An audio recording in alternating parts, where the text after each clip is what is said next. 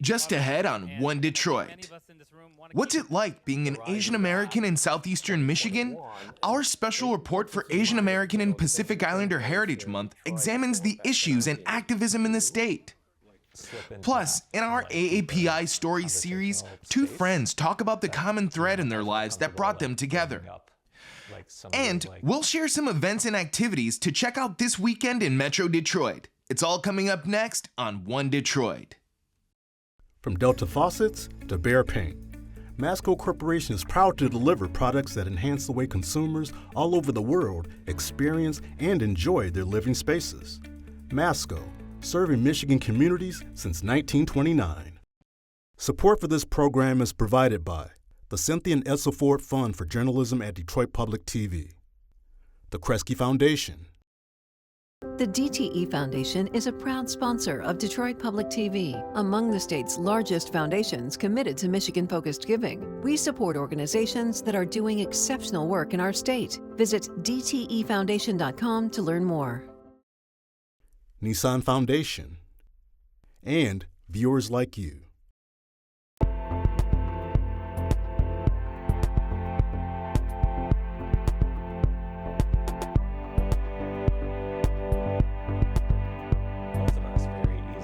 Just ahead on this week's One Detroit. Our AAPI Story series looks at the friendship between two men who were drawn to each other through their similar experiences as Asian Americans. Plus, Peter Whorf of 90.9 WRCJ offers some ideas on what you might want to do this weekend and beyond in Metro Detroit. But first up, May is Asian American and Pacific Islander Heritage Month, and One Detroit is examining the AAPI experience here in Michigan. Here's One Detroit senior producer, Bill Kubota. Asian American and Pacific Islander Heritage Month. We're in the middle of it now. One Detroit's been listening, hearing about being AAPI in southeastern Michigan. We got together a little round table without the table, talking about where we are, where we're going in society, with an educator and two activists. And we chat with an elected official. The issue's well-worn, but some newer ideas and new action. I'm extremely proud of the work we put into this budget. In Lansing, let's talk representation. The State House, 110 seats. Michigan is known as the auto state, and I think many of us in this room want to keep it that way. Ranjiv Puri in his second term. He's from Canton Township, western Wayne County. For me, I am the only representative of Asian American descent in the Michigan House. There's been a fluctuation of a couple here and there in years past, but in this current session right now, I'm the only one. Are you surprised that you're the only one, or do you think there should be more, or could there be more? I think, our government should be representative of the communities that make up our state. Now, the acronym AAPI is often misunderstood. It stands for Asian American and Pacific Islander. The term is used to describe a diaspora of people with roots in over 40 countries. The Asian American demographic now is the fastest growing demographic in the country and one of the fastest in Michigan. And so I think it's important that our representation represents the people that make up the state. Well, there's been a kind of a shift with, politically speaking, very recently.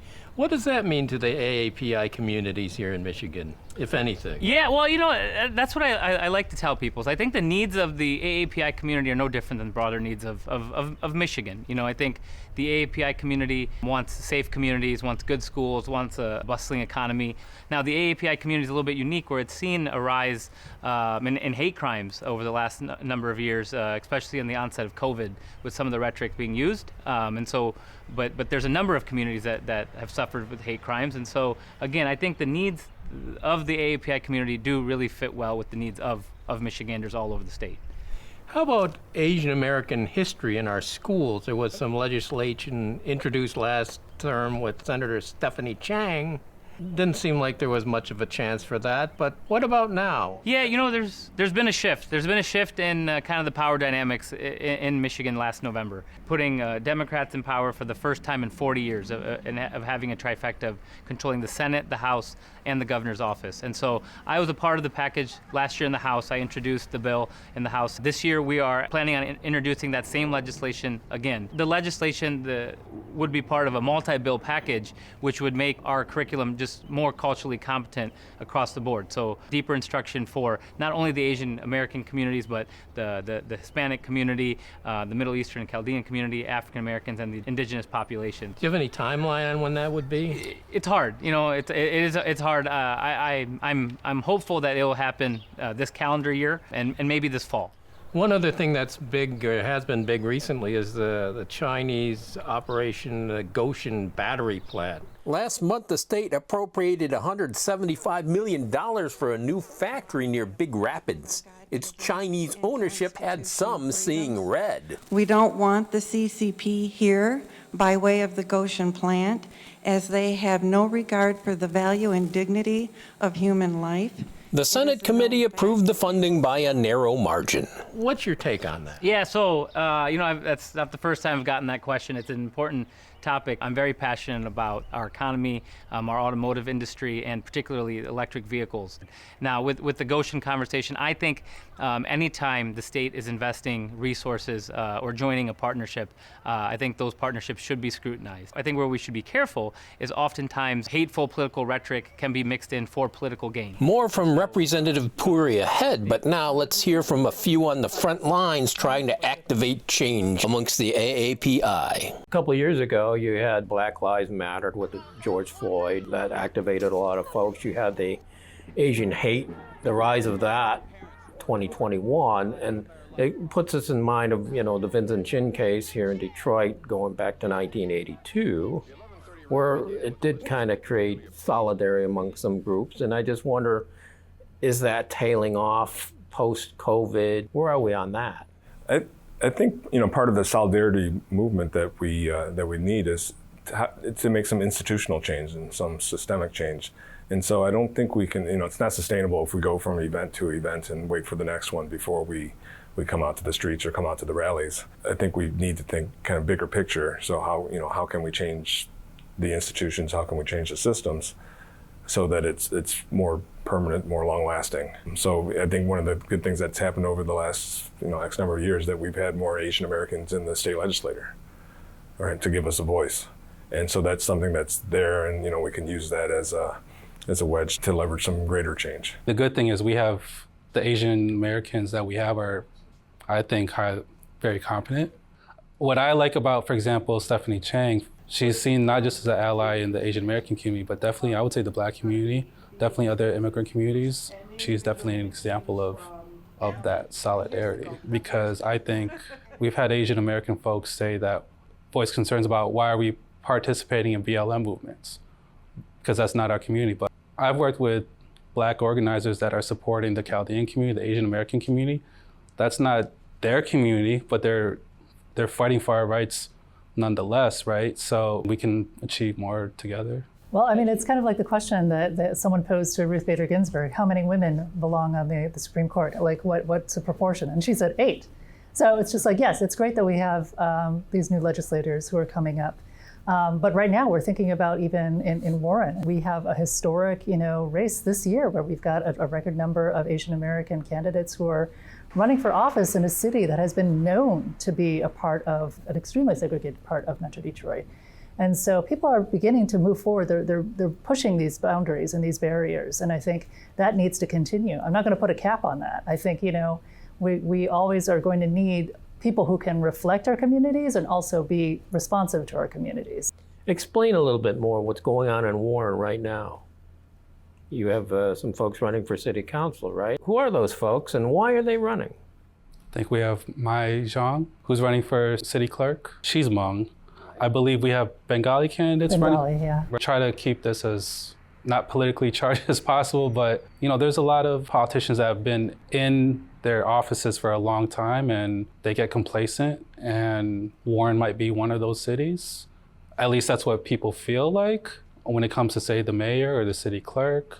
Warren is a city that I believe is at least 20% Black and at least 12 to 15% Asian, which is not what it was when I was growing up in Sterling Heights, right across the border. As the demographics have changed, the question is, are the existing elected officials responsive to those changing demographics? But I suspect that there are a lot of folks that think that it may be beneficial if there are people that represent our interests a little bit better. Let's talk about this teaching this history statewide. There's been legislation introduced in the past session, and now maybe something coming up again soon. What do you think about that? Is that something that's going to really happen? I think so. So I really do. I think from the legislation being passed, but I think the more crucial aspect is how it's implemented. So how can we get it out into the hands of teachers? How does it show up in the classroom? So again, that's just a normal part of the conversation. And I think one of the things that's really undertold is like the '65 Immigration Act. So that opened up immigration again, literally changed the face of our country. And so if you want to understand why there are more people of color here, more Asian faces, more Hispanic faces, we can literally go back to that. And so I think when people say things like "go back to where you came from," or what are you people doing here? Things like that. They're just really ignorant of that history. I learned this in a workshop, we're here only because you were over there. And I think that's really true when you look at the history of U.S. and the Philippines, or U.S. and Hawaii, Vietnam, Southeast Asia, building the railroads. There's a part the U.S. government has played, and U.S. Businessmen have played in bringing over Asians here to serve as a labor force, I think, in particular.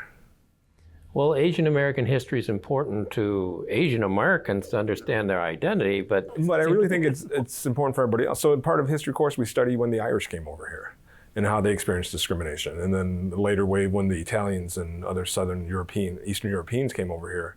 And we talk about Ellis Island. So even though my parents didn't come through Ellis Island, the expectation is that we know of it and know of its role in U.S. history. I think that can be said of Asian parts of history as well. That, it's part of the narrative. And then without that, you have really an incomplete story, which then I think leads to some of the anti-Asian hate and such. We spend our whole lives learning about other folks. I don't understand why it should be a problem for somebody to learn about us, right? We all need to learn about each other. How is the media treating AAPI folks, if at all, from what you're seeing these days? With all the anti-Asian hate attacks, I think the media has done a poor job of inflaming racial tensions. Anti-Asian hate is an American problem, right? And it's not another BIPOC community that's committing these attacks on us. It's American society. I mean, that's my interpretation of it. To be clear, there's a lot of anti-Blackness in Asian communities. I've dealt with it because I'm Filipino, but because of my skin color, the way I look, I've had Asian folks say a lot of hateful things to me growing up and to the current day. I had family members say things about why are Black people attacking us when literally there was a white man in Atlanta that shot eight or nine people, and they didn't say anything about white folks. I think the media has done a poor job, I would say. Hate crimes, complicated, but expect some action in the legislature. We've actually introduced some bills 2 weeks ago, which will help broaden the definition of hate crimes and providing prosecutors with some tools. Because as current laws stand right now, the original drafts that were done in 1988 are still kind of on the books of what constitutes a hate crime. And those laws were done after the Vincent Chin incident in 1982. One of the things that makes Canton so great are the various communities. There's places of worship, different faiths all over the township here. I'm part of the Sikh community. Sikh gurdwaras here have been vandalized a number of times. And it was actually an incident that happened to my family's former place of worship in 2012 that led me to run for office. A white supremacist mass shooter came into that Sikh gurdwara thinking it was a mosque, opened fire, killed 6 people that day. That was the seminal moment I had when I knew I wanted to run for office and fight for a little bit more. And what would this new legislation do? Increase prison terms, that sort of thing? It's very holistic in nature. Yes, the goal is not to send more people to jail. There's a restorative justice component. Those laws were just introduced, but we've taken some learnings from other states around this country where you've seen people who do some of this kind of light vandalism have to volunteer at the place that they desecrated to kind of better understand that community, with the hopes of kind of providing some insight and education. And so that's why I think a lot of these things are connected, even kind of going back to those education bills. If we can start that education at a younger age to hopefully kind of move away from some of these hate crimes. Another package of bills that was introduced about 3 weeks ago that will now declare a lot of Asian holidays as state holidays. Diwali, Eid, Vaisakhi, Lunar New Year would all be now on the list of state holidays if those bills were to pass and signed into law. What more to do with Asian American and Pacific Islanders spread out across the region? For activists, the challenge remains how to join them together, consolidate. With the Asian American community coming together, forming a Pan-Asian identity, getting stronger and more articulate and raising voices, I think that's great. But I think also the self-examination that we need to have as a community, our lack of communication across ethnic groups, it's very apparent when you're growing up in Michigan that here are the Novi Asians, or the Farmington Hills Asians, and here are the Madison Heights Asians. And so the fact that we cannot build power without each other, these are things that are pulling us behind that we need to be fearless in addressing. At the same time that we are raising our voices and advocating for ourselves in terms of, racism coming from white supremacy. But I'd be interested in those types of conversations. Both of us Our Asian American and Pacific Islander Heritage Month coverage continues now with a third installment in our AAPI story series. Today, we introduce you to writer and artist Jack Cheng and community home builder Paul Pham. The two met at a mutual friend's house in Detroit, and that encounter grew into a friendship rooted in shared experiences that neither of them had ever talked about with anyone else before. Here's their story. When we first met, next to Adrian and Diana, I remember the first thing I thought was another Asian person. That is an anomaly because, I don't know how much you've had this experience here, but in the city of Detroit, very times I find myself either in a majority white space or a majority black space, sometimes a majority Latino space. There is very rarely even another Asian person in the room. And so that was definitely something that I noticed. And I remember we didn't even really talk that much during that first barbecue or outdoor hang. And then when I came over to look at your house and what you've been doing in terms of renovating it and talking to you about your ideas. And then, as you said, we got to talking more about sort of what it was like growing up as an Asian kid. I think I don't think I could have had that conversation with someone 10 years ago. Because I don't think I was ready to have that conversation 10 years ago. What was the difficulty or resistance and what's changed? I felt I was definitely in a place where, and then also at the same time examining things like masculinity and and just our culture and reflecting on that. And I felt I was at a place, and I've been at a place in the last few years where I'm more ready to talk about that kind of stuff. And it seemed we sat down at your place and started talking. It seemed I was getting a similar feeling from you that you were excited to be meeting someone to actually talk about these maybe less kind of surface level things. I remember even growing up, right, with my friends, a lot of the conversation tended to be about sort of books and movies and things like that. And I don't know how many sort of deeply vulnerable conversations I had, even with a lot of my closest friends from back then, about what it was being an Asian kid in suburban Detroit. I didn't have a lot of Asian friends until recently, where I also had a similar shift where it was important to me.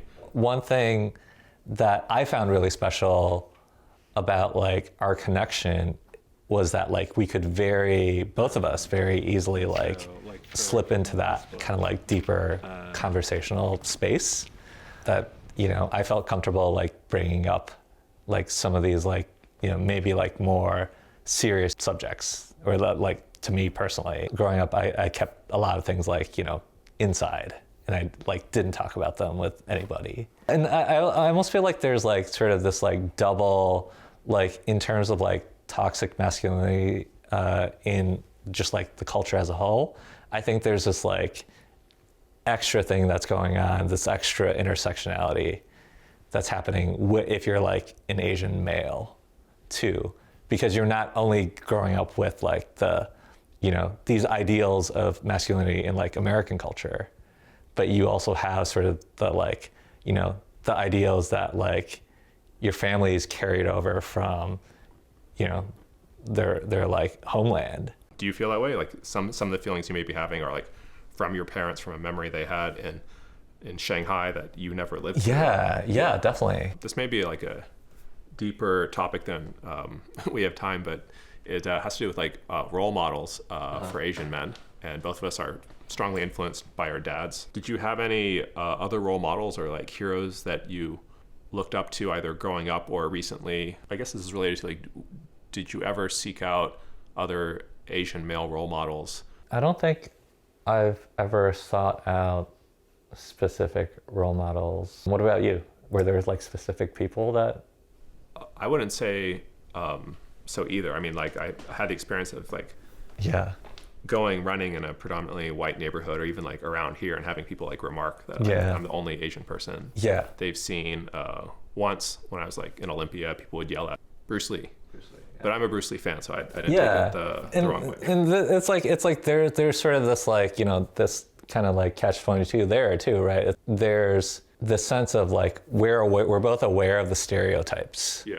Right? And so there's almost this instinct to kind of rebel against the stereotypes. But then by rebelling against the stereotypes, you're still responding to the stereotype and letting it dictate who you are. A lot of times, like, I hide the fact that like I'm good at math. Because I don't want people to like judge me or like to, you know, think I'm like a stereotypical Asian person. Yeah. I've done that less and less in like recent years when I'm like, yeah, you know, if I pretend like I'm not who I am, I'm still letting it control me. And you can see more of Jack and Paul's story along with our other AAPI stories at onedetroitpbs.org. Now, let's turn to some of the events and activities taking place in Metro Detroit this weekend and beyond. Here's Peter Whorf of 90.9 WRCJ with today's One Detroit Weekend. Hi, I'm Peter Whorf with 90.9 WRCJ. The weekend is just around the corner, and there's a lot to see and do in and around the city. Let's get to it. Get ready for a jazzy night at the Blue Llama Jazz Club in Ann Arbor. Soak in the sounds of the Jesse Kramer Trio as they round out your Friday night. Jesse Kramer is one of the most in-demand drummers in Metro Detroit, and he's performed and recorded with countless local and national artists. No cover or reservations required for this one. May is Asian American and Pacific Islander Heritage Month, and we're here to celebrate. On Saturday at 6 p.m., head over to the Ann Arbor District Library for Kizuna Tree. It's an interactive installation and performance collaboration between the AAPI Performance Collaborative Island, Detroit Public TV, and Rising Voices. Featuring movement, visuals, readings, and sound recordings from One Detroit's AAPI stories, Kizuna Tree explores communal healing across generations, communities, and ethnicities. On Sunday, let's keep the music going with Seal. The Grammy-winning global icon is on a 30th anniversary North American tour, and of course, Detroit is on the list. Seal, with special guest The Buggles, is in town for just one night, Sunday, May 21st at 8 p.m. at the Fox Theater. Looking ahead, the Detroit Symphony Orchestra is out and about in the community. On Wednesday, May 24th, make your way to the most beautiful St. Hedwig Catholic Church, where the Detroit Symphony Orchestra will present a dynamic, family-friendly performance led by conductor Enrico Lopez Yanez. The program will feature works from Latin American composers. This DSO Detroit Neighborhood Initiative concert is free and open to the public. Also on the 24th at 6 p.m., head to the Grosse Pointe War Memorial for an evening of red, white, and blue. The celebration will feature cocktails, live music, dinner, fireworks, and the formal dedication of the Fred M. Alger Center. Wearing your most chic red, white, and blue attire is encouraged.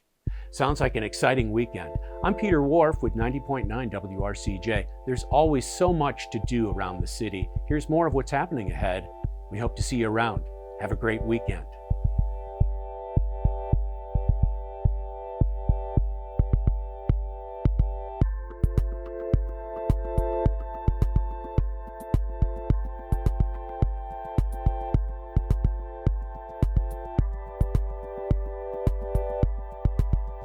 That will do it for this week's One Detroit. Thanks for watching. Head to the One Detroit website for all the stories we're working on. Follow us on social media and sign up for our weekly newsletter.